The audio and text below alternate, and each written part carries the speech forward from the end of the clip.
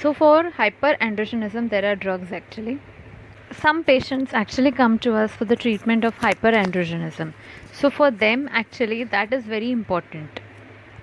Actually, for hyperandrogenism, best which treatment works, which is actually not a treatment but it's a temporary treatment kind of thing, is local treatment. Local treatment, we have bleaching, we have shaving, we have plucking, creams, electrolysis, laser. This actually comes in the parlor business, or you can say the dermatology business.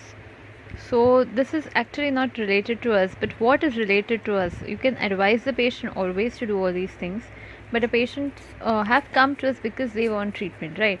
Otherwise, they would have gone to a dermat. So what as a gynec you can take a treat to the patients?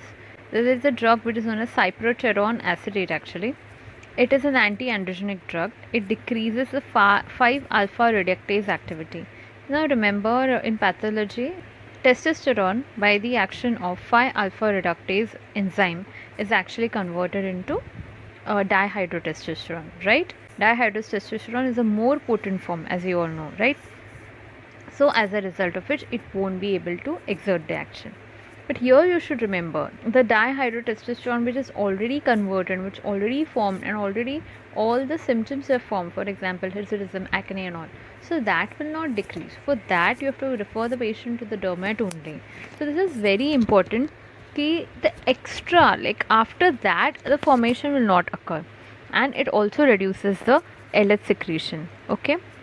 If LH is reduced, as you all know, LH is reduced, it decreases the pathology also of PCOS, and if LH is reduced, the androgens won't be secreted, right? Also, this cyproterone acetate, what it does, it increases the metabolic clearance of the plasma androgens. So it decreases the formation of potent androgens also, and it increases the plasma clearance of the or metabolic clearance of all the androgens also. The dose is actually 50 to 100 mg you can give for 10 days starting from day 5 of menses. And after this, actually, most of the people, what they do, they give estrogen, ethylene estradiol, actually, they give in varied doses actually for 10 to 12 days. That is given, and then they give a break actually of some 7 to 10 days and again start with this. So this regime works for some patients, but nowadays you don't have to go in these complex regimes also. Nowadays you get combined pills which contains cyproterone acetate almost 2 mg and ethylene estradiol almost 30 micrograms. So those combined pills actually you can give from day 5 to day 21. Most women notice a regression of excess hair within 4 to 6 months. Okay, so you have to in ahead counsel the patient that it will take that much time. It is not like 1 month you take the treatment and then everything would be okay. No, but typically the treatment need to be continued for at least 1 to 2 years to substantially reduce the hair growth. So here also the word reduce is there, right? So we are not like eliminating, or we are not like completely stopping it, we are just reducing it. So that you have to know, because the mechanism is as such. The side effects, actually whatever side effects were there in occipils, that also would carry over here, that is loss of libido, mastalgia, weight gain, that all will occur actually. These are the side effects actually. Most of the patients, what happens, they come for this treatment, acne and all starts reducing, they take dermat treatment also side by side, and then what happens, they start gaining weight, and then they feel, array, what treatment you are doing, I'm gaining weight. So this happens, one thing goes another thing comes, that is what happens. So spironolactone, as you all know, it is a diuretic drug, but it is also an anti-androgen drug. It directly inhibits the androgen synthesis from the ovaries and the adrenals. So the mechanism of the previous drug was different. The previous drug mechanism was to reduce the activity of the converting enzyme, that is 5-alpha reductase enzyme, and it was also acting on the clearance of the androgens, and this inhibits. Drugs are acting at different levels. This is mostly given in addition to occipils only. I mean, when you're prescribing occipils, you can give this pill also. So this is there actually. Side effects, you can have electrolyte imbalance, hyponatremia, hyperkalemia, menstrual irregularities is there, fatigue is there, diuresis is there. So these all side effects you can have. Okay.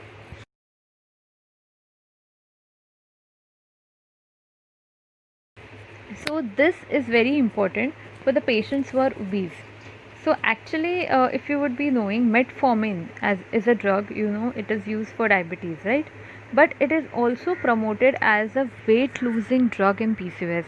And many patients, they think that metformin will actually help to lose their weight, and it is actually a weight losing drug. And when you see clinically also, patients actually lose weight when they are using metformin. So why this is actually?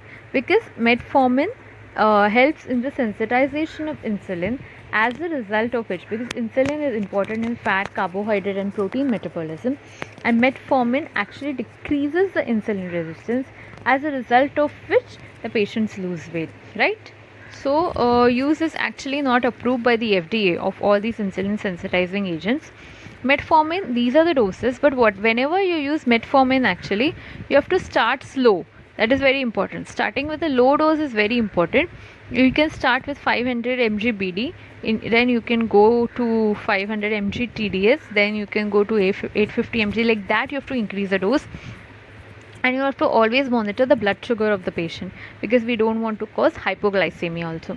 So what metformin does, as you saw, that insulin is the one which increases androgens, as we saw at the first day, right?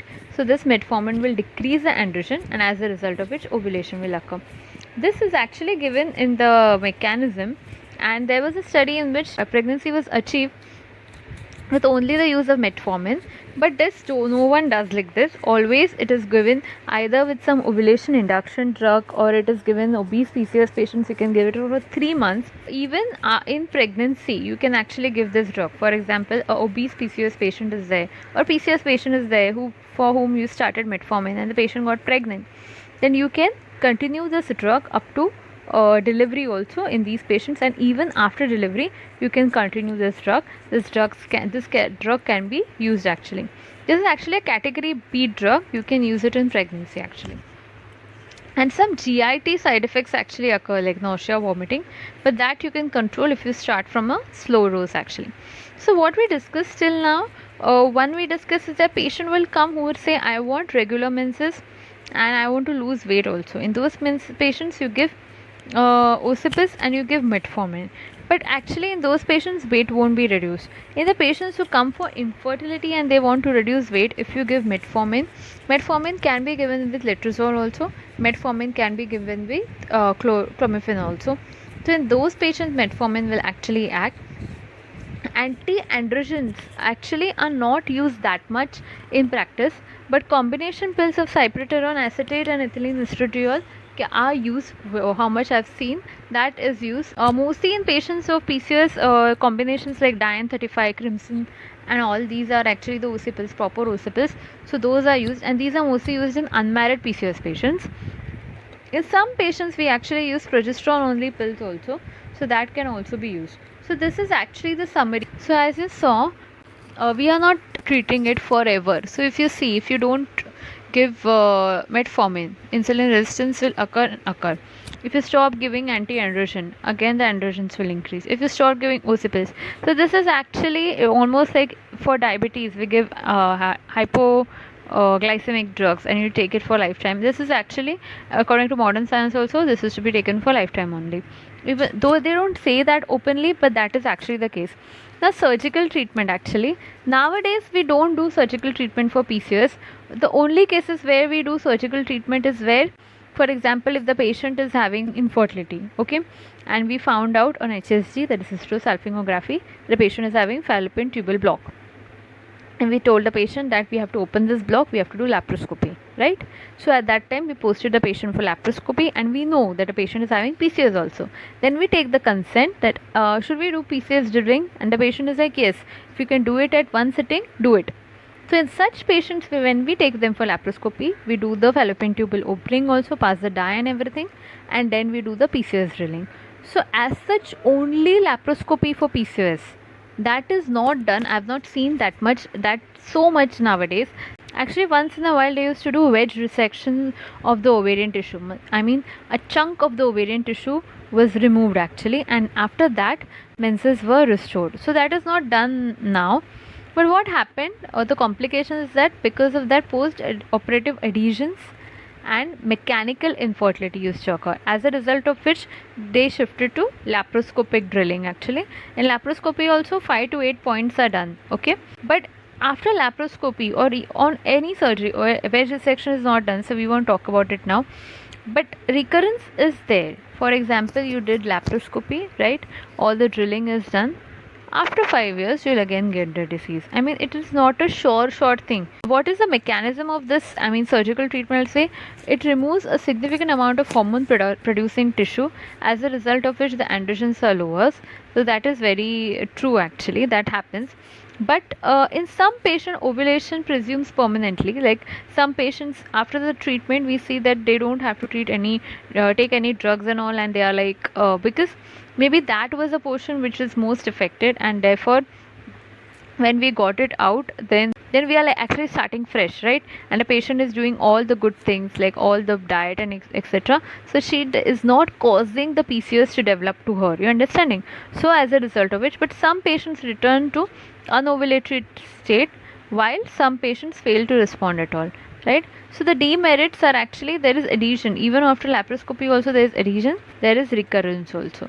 So diet and exercise, I'll be discussing this in great details actually in the Ayurveda session also, but I'll just give what allopathic people tell about diet and exercise. So they have a something fad which is known as intermittent fasting. Diet is something which they are telling nowadays, because intermittent fasting is like you eat in the morning, like for example 11 o'clock in the morning, you have brunch kind of thing, that is breakfast and lunch at one time only you have, and you eat properly how much you want, whatever you can eat, there is no restrictions.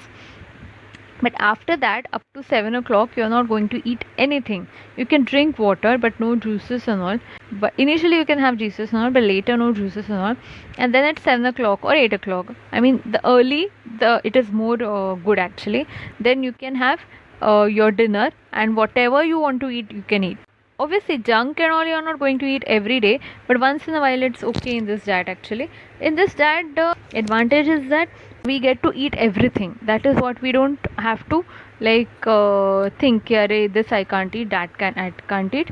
There is only restriction of the timing that is there, and after 7 o'clock when you ate it, right, then up to the morning 11 o'clock you are not going to eat anything.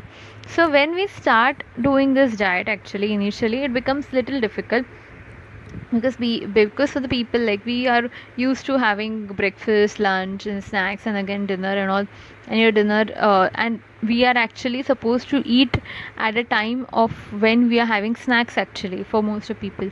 So it becomes difficult, but gradually if you do, this can be done, and many people actually do it, and the results are really amazing. I mean, you lose weight in inches actually. I mean, your waist and everything, it starts, I mean, shrinking, almost like fat is shrinking, you lose in inches, and this is the fastest way actually to lose in inches. So it actually works actually, that I've seen. And they have another concept that avoid carbs and fats and have protein rich diet, which is actually wrong, because carbohydrates are the sources of energy, right? So we can't avoid carbs and fat. And Ayurveda, there's a concept, the things which are satmya, for example, South Indian person, and he has to lose weight, for example, and if we tell him that you don't eat rice, but he has been eating rice since the day he was like, he started off from weaning, since that he's eating rice, so that is satmya to him. So now if you tell him don't eat rice, so that will actually cause some problems actually. So this is not right actually. Avoid non-veg, they'll say. Fish can be taken, but chicken and all you shouldn't take actually that much. Limit the intake of calories, that is right.